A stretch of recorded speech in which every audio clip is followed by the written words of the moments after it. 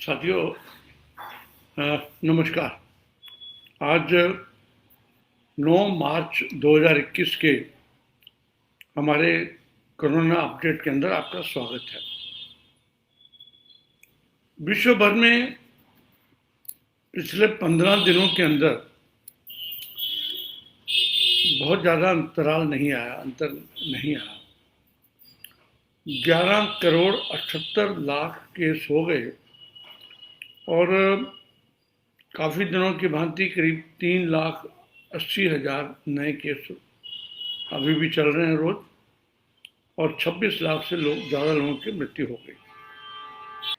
जहाँ तक भारत की बात करें, भारत का टोटल जो है वो 1,12,44,786, और भारत में भी पिछले 5 दिन से 18,000 से ज़्यादा केस हो रहे थे।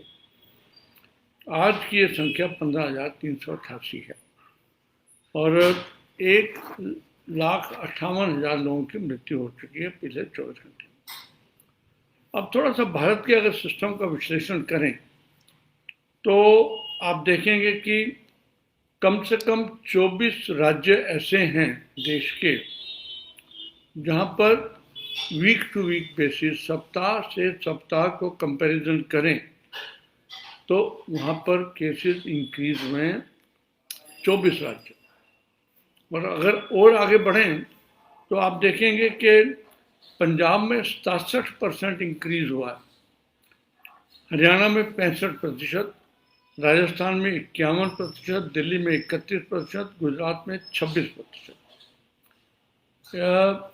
ये मतलब पहले तो हम सोचते सुनते थे कि बोलते भी थे महाराष्ट्र, केरला, 2 स्टेट जो हैं वो सबसे ज़्यादा आगे बढ़ रहे हैं, लेकिन अब धीरे धीरे देश के बाकी राज्यों में भी स्थिति जो है थोड़ा सा टर्न ले रही है, जिसमें केसेस बढ़ रहे हैं।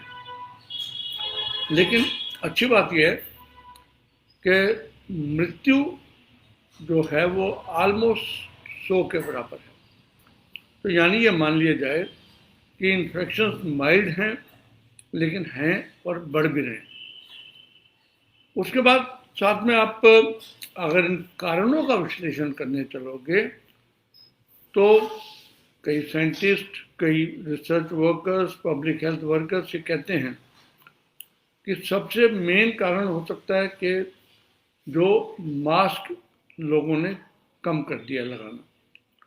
दूसरा, डिस्टेंसिंग की बात भी है, सब जगह भीड़ें हो रही हैं, मार्केट चले जाओ, सिनेमा घर चले जाओ, सब जगह खुलनी शुरू हो गई।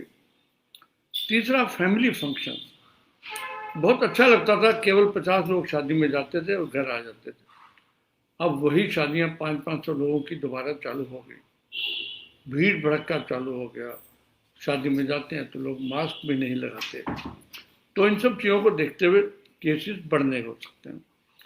कई जगह पे इलेक्शन हुए हैं, इलेक्शन हो भी रहे हैं, पंचायत के इलेक्शन से लेकर और विधानसभाओं के इलेक्शन शुरू हो गए, और लोकल ट्रेन सब जगह, मेट्रो सब जगह चालू हो गई।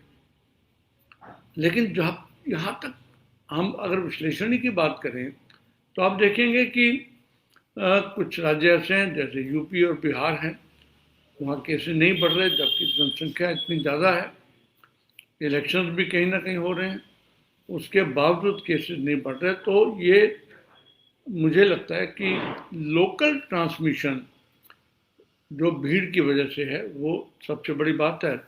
लेकिन तसल्ली की बात यह है कि मृत्यु दर कम हो रहा है। अब जहाँ तक का हम रोज बात कर रहे हैं वैक्सीन के साइड इफेक्ट, अब वैसे तो जो बिल्कुल शुरू में शोर मचना शुरू हुआ था, वो मर गया, उसको वो हो गया, उसको वो हो गया। यहाँ ये बता दूं, दिल्ली में करीब 35,000 से ज़्यादा लोगों ने कल वैक्सीनेशन लगवाया और उसमें से केवल एक व्यक्ति को हल्का सा साइड इफेक्ट हुआ। इतनी सेफ है इंडिया की वैक्सीन। तो मुझे सारा दिन फ़ोन आते रहते हैं, डॉक्टर साहब मेरे पिताजी को हार्ट की बीमारी है, स्टंट पड़ा हुआ है, वैक्सीनेशन लगवाना है कि नहीं लगवाना? बिल्कुल लगवाना। मेरे पिताजी को यूरिया ज़्यादा चल रहा है, किडनी की प्रॉब्लम है, उनको लगवाना है कि नहीं लगवाना? बिल्कुल लगवाना। कोई कहता है उनके पिताजी की डिप्रेशन की दवाई चल रही है, तब भी लगवाना है। किसी को पीछे फेफड़ों की तकलीफ रही, उनको लगवाना है। या जिसको कोविड ठीक हो चुका है, हाँ, उसको भी कोविड ठीक होने के 1 महीने के बाद लगवा सकते हैं।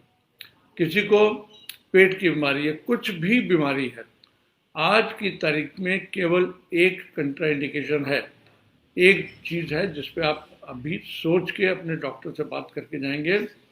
वो है, अगर आपको पहले कभी किसी इंजेक्शन से, यानी किसी वैक्सीनेशन के टाइम पर बचपन में कोई साइड इफेक्ट हुआ हो, तो उसमें आपको एहतियात बरतनी है, अपने डॉक्टर से बात करनी है। और जब आप इंजेक्शन लगवाने जाएंगे, तब अपने जो वैक्सीनेटर है उसको भी बताना है। उसके सिवा कोई किसी प्रकार की कंट्राइंडिकेशन नहीं है। किसी की आंख का ऑपरेशन हुआ है, किसी को कैंसर का ऑपरेशन हुआ है, किसी को पेट की बीमारी है, किसी को नर्वस सिस्टम की बीमारी है, सब ने इंजेक्शन लगवाना है। उनको तो, बल्कि जो लोग बीमार हैं उनको तो जरूर इसलिए लगवाना है क्योंकि उनको अगर यह बीमारी इन्फेक्शन होता है तो उनकी मोर्टेलिटी होने के चांसेस ज़्यादा है।